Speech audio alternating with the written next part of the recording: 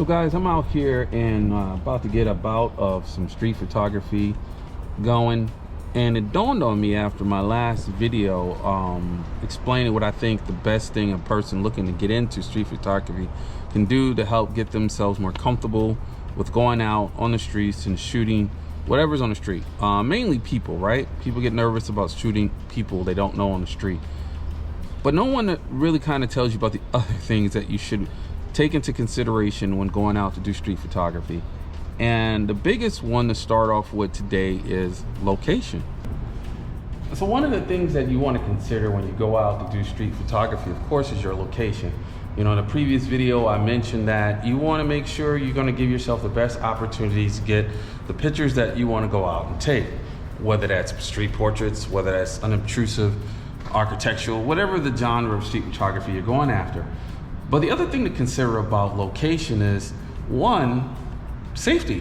You know, here's my opportunity I've given myself today in Ann Arbor.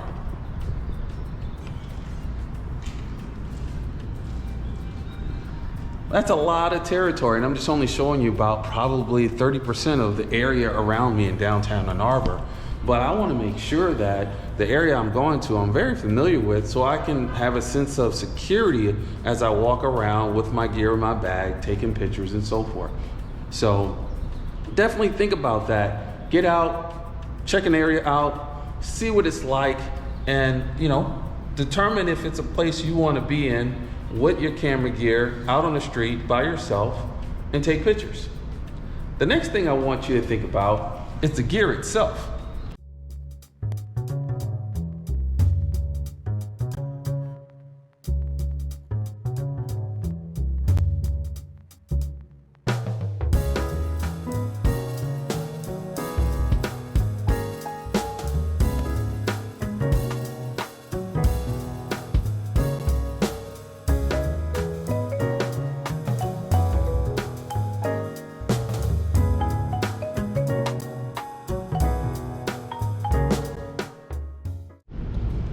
So when it comes to the gear, make sure you're not gonna overpack. Of course, you always hear, but you want to make sure you, one, don't take too much gear so that you don't have to fumble around with stuff falling out your bag.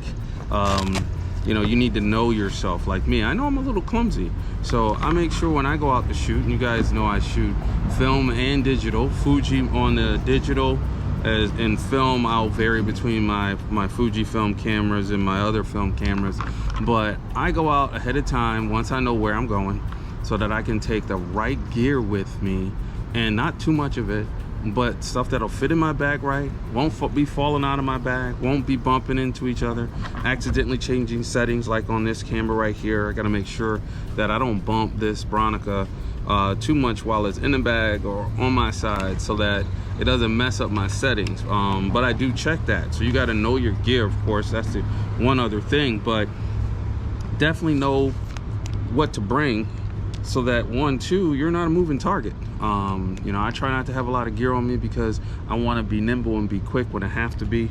I don't want folks seeing that, hey, this guy's got a bag full of electronics, you might want to go ahead over there and knock him on the head and see what he got. Definitely want to consider your gear. You definitely want to consider what you have on you as you're walking around and doing street photography, so that you don't make yourself a target. That's a definite. My bag is nondescript. It's a cheap little bag. You don't know what's in it until you know what's in it. So, hey.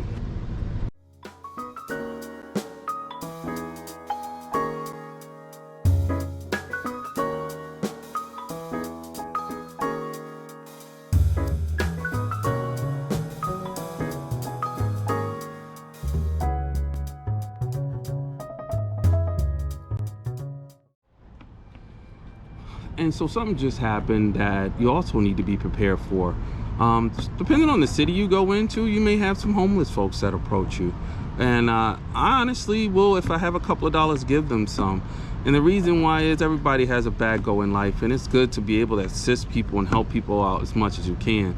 But for me, the other side effect of that is that they start to learn who you are. And actually, these guys look out for me. You know, they will check on me, see how I'm doing. Of course, they're probably wanting a few dollars, which is no big deal if I have a few dollars to give.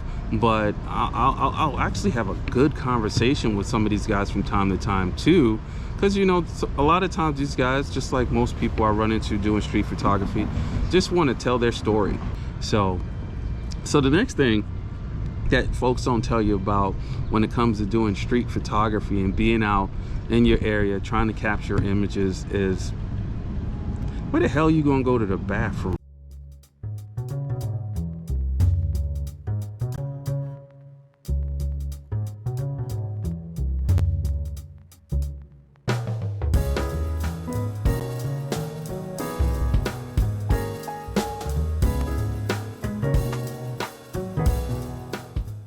As you go around and do your street photography, you do want to again scout the area. Where's a good place to go to the bathroom? You know, yeah, I'm a guy, you know, that whole you can go to a park and go behind a tree thing, no.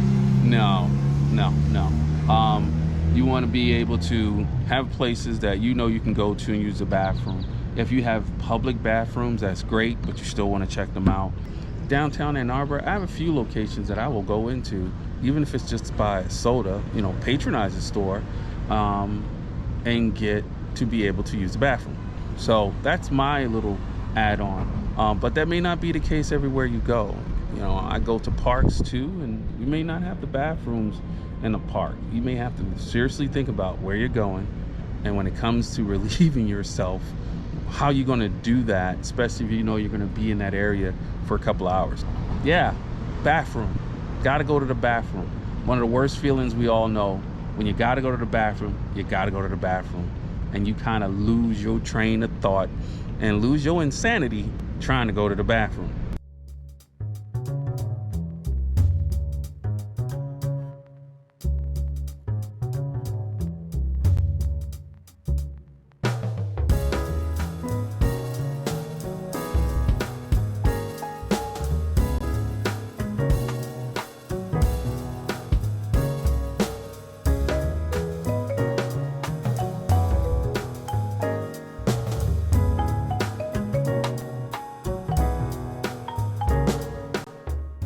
Hopefully you guys have enjoyed this video, and let me know in the comments what you guys think about the stuff I've said that you don't hear about too often when going out to take street photography. Do you guys have anything that you would add to the list?